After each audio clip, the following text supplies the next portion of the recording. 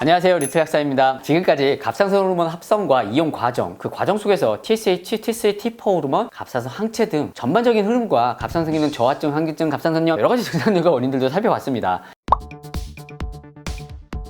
오늘은 5번째 시간으로 본격적으로 갑상선 대사 과정에 필요한 영양소를 단계별로 알려드리도록 하겠습니다. 뇌에 뇌하수체와 갑상선 자극 호르몬인 TSH가 증가되면 요드는 나트륨 함문자와 함께 NIS 통로 여기를 통해서 들어오게 되고 다시 또 이동해서 여포강이라는 곳으로 갑니다. 거기서 갑상선 호르몬을 만들게 되는 거죠. 갑상선 하면 요드를 많이 떠오르실 텐데 나트륨이 없으면 요드가 들어가지를 못하는 거죠. 영양적인 면에서는 미네랄의 체내 균형도 되게 중요하다. 혈압 문제가 부각되면서 나트륨은 천덕꾸러기 취급을 받게 된 건 사실인데요. 인간에 있어서 에너지 대사나 여러 가지 문제에 있어서 매우 중요한 미네랄이다. 일각에서는 갑상선에 좋은 음식으로 천연소금, 천일염 같은 미네랄 섭취가 꼭 필요하다고 주장합니다. 정제소금 말하는 거 아닙니다. 이렇게 나트륨과 들어온 요드는 여포강에서 티로신, 아미노산과 결합해서 호르몬을 만들고 활성산소, 나쁜 산소라고 하는 거, 이 과산화수소가 필요하게 됩니다. 갑상선이 활성산소를 이용한다는 것은 산화적 손상에 취약할 수 있다. 갑상선 조직은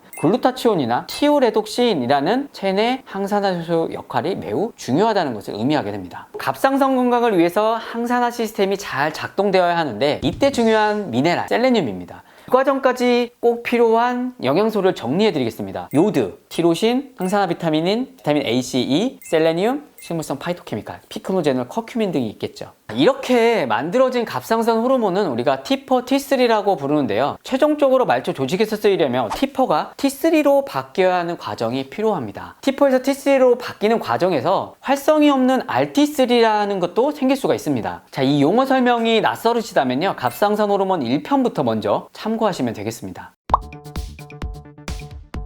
갑상선 호르몬이 만들어졌으니까 필요한 것을 좀 보내줘야겠죠. 갑상선에서 혈중으로 분비된 호르몬의 90%는 T4 형태이고요. 7에서 10%만 T3 형태입니다. 갑상선 호르몬이 쓰이려면 T4가 T3로 바뀌어야 된다. 아까 말씀드렸죠. 그래서 분비된 T4 중 40에서 60%는 간에서 바꿔줘야 됩니다. 20%는 장에서 T3로 바꿔서 혈중으로 돌려보내게 되는 이런 과정들이 생기게 됩니다. 여기서 중요한 포인트, 갑상선 조직 자체가 아무리 건강하고 티로신이나 요드가 풍부를 해도 간과 장이 좋지 못하면 실제로 사용할 수 있는 T3 부족 현상이 생길 수 있다는 겁니다. 간과 장이 잘 다스려져야 갑상선이 건강할 수 있다. 간의 첫 번째 해독 과정에 필요한 영양소, 실리마린과 글루타치온, 셀레늄, 구리, 아연, 비타민 B. 두 번째 해독 과정에 필요한 영양소, MSM 같은 황화합물이나 글루타치온, 메틸레이션에 필요한 비타민 B6, B9, B12, 컬큐민, 퀘르스틴 같은 식물성 파이토케미칼이 관여될 수 있다. 장 건강에는 유산균, 효소, 프리바이오틱스가 대표적이다. 장이나 간에서 바뀐 T3 형태나 바뀌지 못한 T4들은 단백질, TBG라는 것과 결합해서 필요한 조직으로 또 세포 내로 이동하게 됩니다. 우리가 실제로 갑상선 호르몬을 쓰는 곳은 혈액이 아니라 세포 내이기 때문이죠. 이렇게 조직의 세포 내로 들어간 T4 형태들은 사용되어지기 위해 T3로 바뀐다 말씀드렸습니다. 이때 필요한 효소, 바로 디아이오다제라는 효소입니다. 이 효소는 셀레늄이 코팩터로서 굉장히 필요하기 때문에요. 셀레늄 미네랄 갑상선에 중요합니다. 변환 과정에 중요한 미네랄이 하나 더 있습니다. 바로 아연입니다. 아연은 또 SOD라는 체내 항산화 효소 때도 필요하니까요. 갑상선 건강에 셀레늄과 함께 굉장히 중요한 미네랄이다. T4가 T3로 변할 때 그중 일부는 활성이 없는 RT3로 변환한다 말씀드렸는데요. 활성이 없는 RT3는 왜 몸에서 굳이 만들까? 쓸데없는 걸 우리 몸에서 만들 리는 없겠죠. RT3는 일종의 감시자 역할을 하게 되는데요. 너무 많은 T4가 생산되거나 운반될 때 조절자 역할을 한다. 질환이나 염증으로 인한 활성산소가 체내에 증가하게 되면 세포 내 미토콘드리아가 산화적 손상을 많이 받게 되니까 나 자신을 보호하기 위해서 대사를 떨어뜨려야 한다. 그래서 RT3를 증가시키기도 합니다. 그런데 문제는 밸런스입니다. 스트레스로 부신피로가 증가되거나 다이어트를 심하게 하거나 독소나 감염 등으로 체내 염증성 신호인자가 증가하게 되면 간과 신장 기능이 떨어지게 되면서 세포 내에 쓸모없는 이 RT3가 지속적으로 증가하게 되는 거죠. 즉 불량품이 많아진다는 겁니다. 갑상선 호르몬을 운반하는 이 TBG 단백질은 에스트로겐의 영향을 받아 증가된다 이렇게 전편에 말씀드렸었는데요. 만약 에스트로겐의 과잉증이나 피임약 복용 후 오히려 에스트로겐이 과잉 증상이 생기게 되면 조직 내에서 쓰이는 프리 T3가 감소되고 활성이 없는 RT3가 증가되는 상황이 생길 수 있다.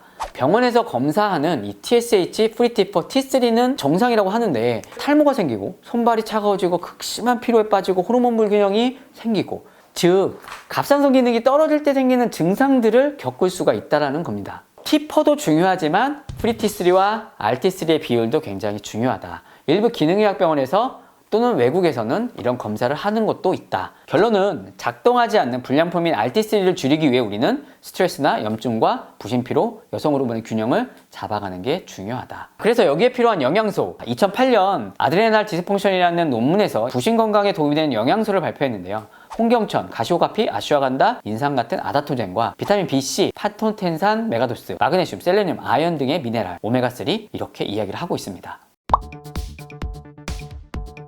마지막으로 갑상선 호르몬의 최종 목적지, 세포 핵내 유전자 전사를 촉진하는 겁니다. 필요한 단백질을 만들고 전사를 하게 되는 거죠. 이때 세포 핵내 수용체인 RXR과 상호작용을 하는데요. RXR이라는 거는 비타민 A의 유도체이기 때문에 갑상선에는 비타민 A 역시도 꼭 필요한 영양소다.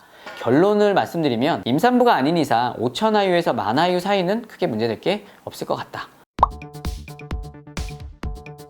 지금까지 모든 과정을 보신 것처럼 아무리 갑상선 호르몬을 만드는 요도나 티로신을 줘도 간이나 장이 좋지 못하면 소용이 없고, 간이나 장이 좋아도 부신피로가 있고 스트레스가 있고 극도로 높아진 염증 레벨이 증가하게 되면, 면역이 또 과민되어 있다면 아무리 셀레늄을 주고 아연을 줘도 해결이 안 될 수 있다. 자, 이 그림 익숙하시죠? 하나의 문제가 아니라 갑상선은 여러의 문제가 다 얽혀져 있고 복합적으로 생긴다는 거. 영양제는 약도 아니고 치료제도 아니기 때문에 질량과 1대1로 매치하려면 안 된다. 몸에 전반적인 도움이 되는 것들을 전체적으로 잘 구성해서 몸 자체가 균형 있고 스스로 잘 개선할 수 있도록 접근하는 게 맞다. 한눈에 보시라고 이렇게 표로 정리를 제가 해봤습니다. 갑상선 호르몬을 촉진할 수 있는 인자들, 또 티퍼가 T3로 바뀌는 촉진 인자들, T3가 호르몬의 세포 내 작용을 증가시키는 요인들까지, 갑상선 호르몬을 방해하는 요소와 활성이 없는 RT3를 촉진하는 요인들까지 보시고 나서, 야, 이렇게 많은 영양소를 내가 이걸 어떻게 한 번에 다 먹냐? 걱정하시는 분이 계시다면 제가 팁 하나를 드리겠습니다. 조합해서 드시면 몇 개의 제품으로 어느 정도의 영양소는 한 번에 커버될 수 있습니다. 고함량의 비타민 B군과 코엔자임, 비타민 A, 비타민 C, 아답토제닌, 홍경천이나 가시오가피, 식물성 파이토케미칼인 퀘리스테틴까지 들어간 제품이 하나 있죠. 여기에 아연과 셀레늄, 그리고 부원료도 들어가 있지만 티로신, 또 오메가3까지 이렇게 하시면 어느 정도의 성분들은 복합되게 됩니다. 조합에는 사실 정답이 없습니다. 다른 복합재질들, 비슷한 성분들이 있다고 하면 이와 같은 방식으로 적절히 조합해서 드시면 되겠습니다. 다음 편에서는 활성이 없는 RT3를 줄이는 방법과 어떤 제품들이 해외에는 나와 있는가 살펴보고 갑상선 이야기 마무리할까 합니다. 내용이 유익하셨으면 좋아요, 구독, 알림 설정 제발 부탁드려요.